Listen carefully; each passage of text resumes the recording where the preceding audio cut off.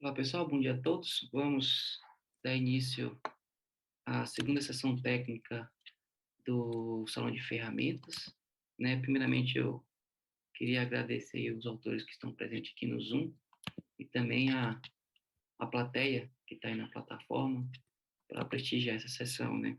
Essa sessão é composta por 4 trabalhos, né, de altíssima qualidade. Cada apresentação terá em torno de 10 a 12 minutos, né?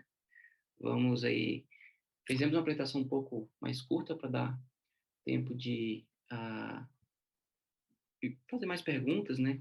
Que essa é a intenção aqui do Salão de Ferramentas. E diante disso, então, vou chamar o primeiro trabalho, que é o GridSim, a Omnet mais Inet Simulation Framework for Internet Offline Thing, dos autores Tiago Lamesa, né? Bruno Souza, Marcos, Marcelo e Breno, todos aí da PUC, né, do Mic Rio de Janeiro. feedback on. Mic on. Ah, Tiago, fica à vontade para iniciar sua apresentação. Claro. E de antemão eu gostaria de agradecer aí. Beleza. Bom dia a todos. Obrigado ao SBRC aí por prestigiar o trabalho. Bom, iniciando a apresentação, eu sou o Thiago, eu sou aluno de graduação de Ciência da Computação da PUC Rio e eu estou aqui para apresentar o meu projeto que é o GradeSim, que é um projeto filho do projeto Grades, né, que é feito pelo LAC, laboratório da PUC Rio. Vou começar aqui o compartilhamento de tela. É, eu vou ficar olhando pro lado porque meu monitor fica aqui na frente, tá? Já vou me perdoando por causa disso. Mas, enfim. O que eu tenho em mente para essa apresentação é uma demonstração ao vivo da ferramenta. Mas antes eu gostaria de começar introduzindo, né, como ela funciona, um pouquinho da arquitetura dela e quais foram as motivações por trás dela. Bom, o que vocês estão vendo aqui é um diagrama que foi extraído diretamente da nossa documentação, né? E ele mostra um pouquinho da arquitetura do sistema. Dando um pouquinho de contexto, o GradeSim ele foi implementado no Mnet, que é um simulador de redes baseado em eventos, e usando o Inet, que é basicamente uma grande biblioteca de módulos do Mnet, que é bem amplamente usada no desenvolvimento de simulações. E o jeito que você monta uma simulação no Mnet, no Inet também, no geral, é por composição de módulos. Os módulos que interessam para a gente são os módulos que são usados para montar um agente, ou um nó da simulação. Esse agente pode ser um sensor, um veículo, qualquer coisa do tipo. Um módulo importante que compõe esse nó é o módulo de mobilidade. Esse módulo ele implementa a movimentação do veículo na simulação. Uma limitação que a gente encontrou no Inet é que o módulo de mobilidade ele é independente, ou seja, ele não se comunica com nenhum outro módulo. A movimentação que ele implementa é completamente independente do resto da simulação.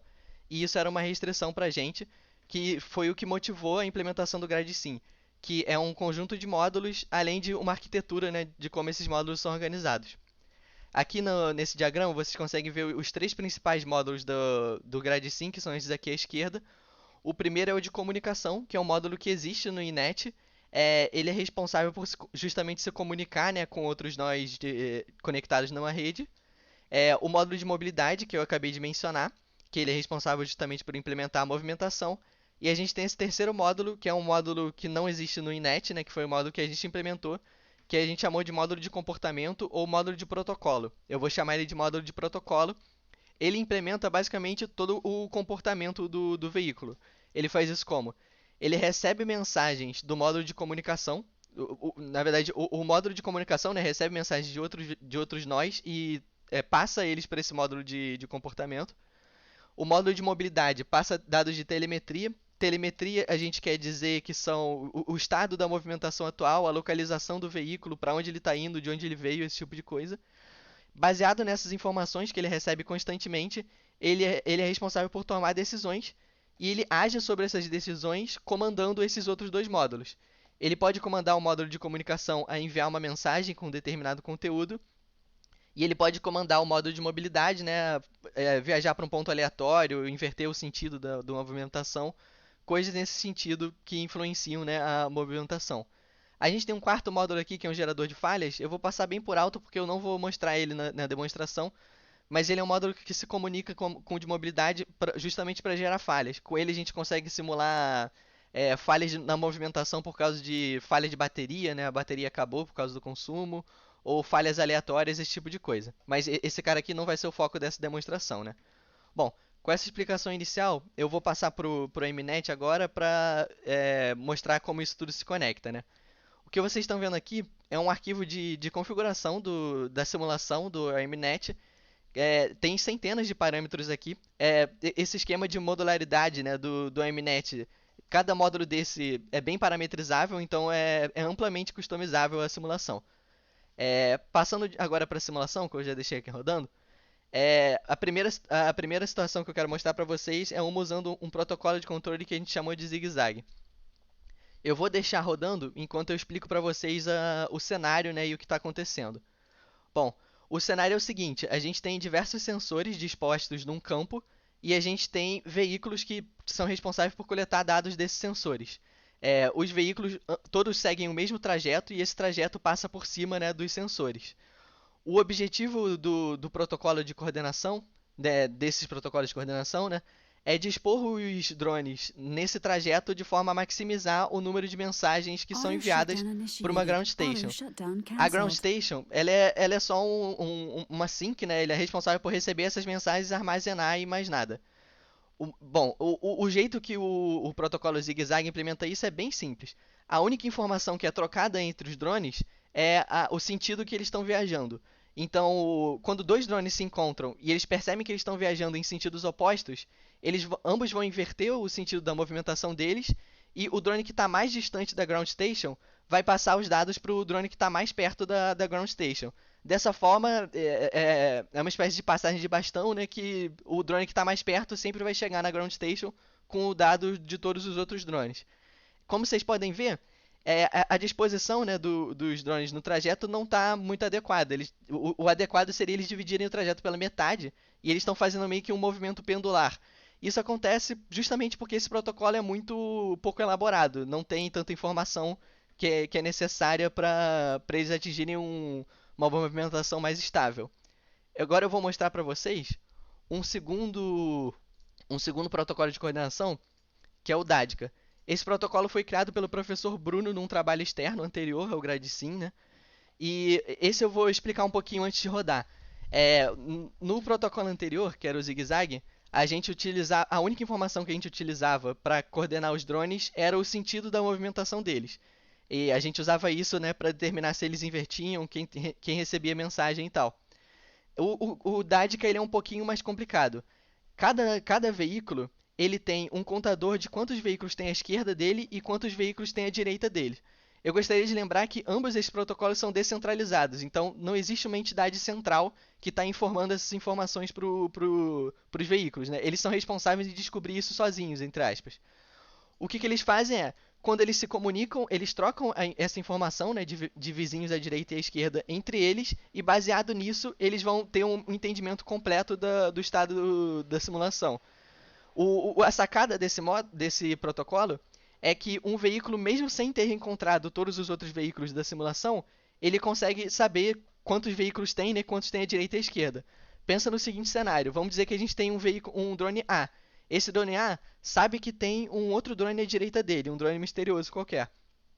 No momento que esse drone A encontra com o drone B, ele troca informação com esse drone B e inclusive a informação, né, dos vizinhos. Agora o drone B, sem nunca ter encontrado esse terceiro drone misterioso, sabe que tem dois vizinhos à direita dele, porque tem o próprio A e o vizinho que o A sabe que tem à direita dele. E é basicamente com essa informação, cada veículo vai ter informação total sobre a simulação e ele vai poder calcular exatamente o ponto que ele precisa viajar para dividir o trajeto igualmente entre os drones. Então, se tiver 3 drones, cada drone vai ficar com 1/3 do trajeto, que é o caso dessa simulação aqui que vocês vão ver. Vocês vão observar que os drones vão saindo em sequência da ground station. Os primeiros drones a se encontrarem vão ser o drone 0 e o drone 1. Como nenhum dos dois encontrou o drone 2 antes, eles vão achar que só tem 2 drones na simulação. E eles vão viajar para o ponto em que divide o trajeto pela metade. A partir desse momento, o drone 0 vai voltar, né, e ele vai encontrar o drone 2. Nesse momento, ele descobre que tem 3 drones na simulação e ele já vai dividir o trajeto em 3. Quando ele encontrar o drone 1 de novo, ele vai passar essa informação para o drone 1 e pronto. Agora a simulação, os drones já atingirão um estado estável, onde cada um dos 3 drones está viajando um terço do trajeto. É justamente esse o objetivo desse protocolo, né? Acelerar e garantir que esse estado estável é atingido mais rápido. E isso ajuda na velocidade com que as mensagens são passadas para a Ground Station. E também, como vocês podem ver, os sensores estão quase sempre cobertos por um drone, né? Porque agora que eles estão igualmente espaçados, os drones não podem estar mais juntos aqui nesse espaço vazio. Isso é bom pra gente, no caso. Bom, esses eram os 2 protocolos que eu queria mostrar na demonstração ao vivo. Desde a publicação do paper, a gente também fez um trabalho interessante de avaliação desses protocolos, mais técnica, né? Isso aqui a gente está fazendo uma avaliação meio que no olho, mas o OMNet ele também é capaz de fazer coleta de dados e visualização. Isso aqui foi um trabalho desenvolvido com o professor Vitor do IME. A gente testou diferentes configurações de rede e como essas configurações afetam o número de mensagens que são trocadas, né, entre os drones e os sensores. Minha ideia não era explicar bem o gráfico, era só mostrar para você que existe sim essa capacidade de coleta e visualização de estatística. Para finalizar a apresentação, eu queria mostrar a documentação, né? Tudo isso que eu falei e mais um pouco, né? Tá documentado no nosso GitHub. No README vocês conseguem encontrar aqui, inclusive esse diagrama que eu mostrei e uma série de outros diagramas, né, para ter um entendimento melhor do projeto. No final também a gente tem um tutorial passo a passo do desenvolvimento de um módulo desse de protocolo do zero para fazer um comportamento novo, né? Então eu acho que com esse tutorial fica bem mais simples, né, de entender como o projeto funciona no geral. Mas bom, era bem isso que eu queria falar. Agradecer de novo aí pela participação de todo mundo. Se alguém tiver alguma pergunta, vou deixar rodando aqui de fundo só para. Tiago, parabéns aí pelo trabalho, né, e pela apresentação, aluno de graduação, como você falou, né, antes aqui no Bastidores. Parabéns aí por iniciar, né, na pesquisa. Eu tenho várias perguntas aqui que eu anotei, né, mas eu vou dar uma olhada na plataforma aqui do SBRC se tem alguém, alguma pessoa perguntando, né? Beleza. Não, alguém aqui do pessoal quer fazer alguma pergunta aqui no Zoom? Oi, Geraldo. Oi, Thiago. Parabéns pela apresentação. Opa. Uma pergunta, né, que você mostrou, eu tive uma dúvida, mas aí no final você mostrou que eram alguns resultados, Uhum. né, alguns resultados que o Ominet, igual você falou, o Ominet ele disponibiliza. Eu queria perguntar para você, sem, né, a gente não precisa entrar muito em detalhes, mas o seu sentimento, você falar um pouquinho para a gente desses 2 protocolos do custo de comunicação, né? Desse segundo protocolo, o custo ele chega a ser proibitivo, o custo é muito maior de comunicação ou não, né? É só um sentimento seu. O número de mensagens trocadas entre os drones, tanto no protocolo anterior quanto nesse, é basicamente igual. A única coisa que muda é a quantidade de dados que são passados, né? A gente realmente não fez uma avaliação, né, do custo dessa comunicação na rede, pode aumentar a chance de falha, esse tipo de coisa. O foco da nossa simulação é testar a lógica do protocolo e se preparar para situações estranhas, né?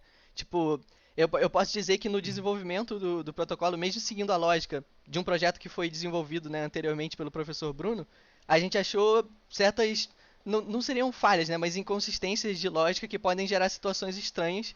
E a simulação ajuda justamente a gente a identificar isso, né? Antes de fazer teste em campo, porque teste em campo consome tempo, é caro e muita coisa pode dar errado, né? A simulação é importante para isso. Beleza, beleza, obrigado. Obrigado, Daniel. Mais alguém? Vou fazer uma pergunta aqui, Tiago. Temos tempo. Eu, primeiro, queria elogiar aí o mapa de Brasília, né? Uhum. Vocês estão utilizando aí, final da Asa Sul. Ah, mas eu queria saber um pouco se, assim, à medida vocês estão tratando poucos drones e estão com poucos nós, né, móveis, Uhum. né? Se chegar, se a gente pensar em vários sensores mesmo, que tem necessidade de ter uma, uma densidade maior de drones, né? Vocês chegaram a pensar em propor mecanismos de colisões entre os drones, entre os UAVs e também a questão de obstáculos? chegaram a pensar nisso? Interessante. O Mnet, ele é capaz, né, no Inet, né, você é capaz de estabelecer obstáculos físicos, assim, na comunicação. A gente não chegou nesse ponto ainda. Isso aqui é uma pesquisa em andamento, né? Eu acho que eu não falei isso, mas não é um projeto terminado, é uma pesquisa em andamento ainda. E a gente não chegou a testar a questão de obstáculos físicos. Mas a gente fez testes, sim, com mais drones. E eu intencionalmente mostrei um cenário com 3 drones, porque quando você vai adicionando mais veículos, é, vão, tipo, sendo estabelecidos comportamentos que você não observaria com menos. Por exemplo, quando 2 veículos se encontram, a gente estabelece um timeout antes deles se comunicarem de novo. Isso é para evitar o caso de 2 veículos se encontrarem, inverterem a movimentação e, enquanto eles estavam viajando, né, um para longe do outro, eles se encontrarem de novo. A gente estabelece esse timeout. Quando a gente tem muitos veículos, esse timeout acaba causando que um veículo passe reto pelo outro, né, porque um dos dois está no timeout e o protocolo acaba ficando desorganizado. A nossa ideia é justamente, né, testar esses casos para fazer um tratamento melhor para eles. Mas a gente observa sim, né, isso que você falou. Tem essa preocupação, no caso. Bacana, Thiago. Novamente, parabéns pelo trabalho aí. Uma salva de palmas virtuais para você e para os autores também. Né? Então, caso alguém tiver alguma dúvida, acho que vale a pena caminhar para o Thiago aí, o e-mail, né, Thiago? Depois aí, Sim, sim. deixa lá na O plataforma. repositório é público também, se quiser mandar por request, alguma coisa assim, a gente Vamos olha. passar então para o. Obrigado, Thiago, novamente. Vamos passar então para o segundo trabalho.